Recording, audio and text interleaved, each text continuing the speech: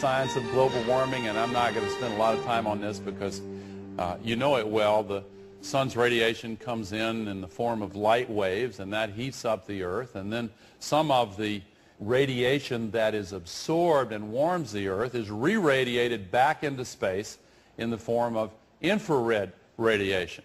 And some of the outgoing infrared radiation is trapped by this layer of atmosphere and held inside the atmosphere. And that's a good thing because it keeps the temperature of the Earth within certain boundaries, keeps it relatively constant and livable.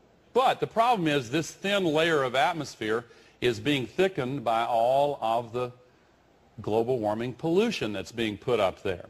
And what that does is it thickens this layer of atmosphere. More of the outgoing infrared is trapped.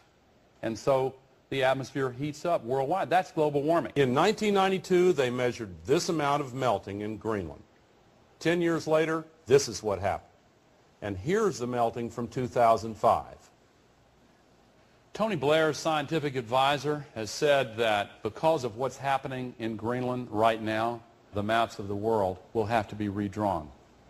If Greenland broke up and melted, or if half of Greenland and half of West Antarctica broke up and melted, this is what would happen to the sea level in Florida.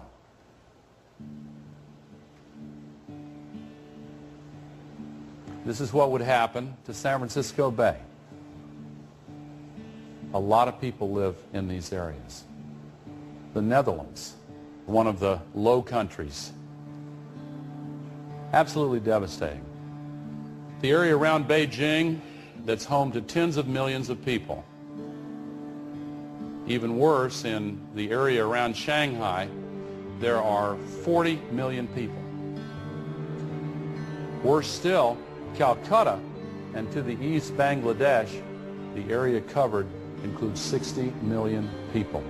Think of the impact of a couple 100,000 refugees when they're displaced by an environmental event. Prepare against other threats besides terrorists.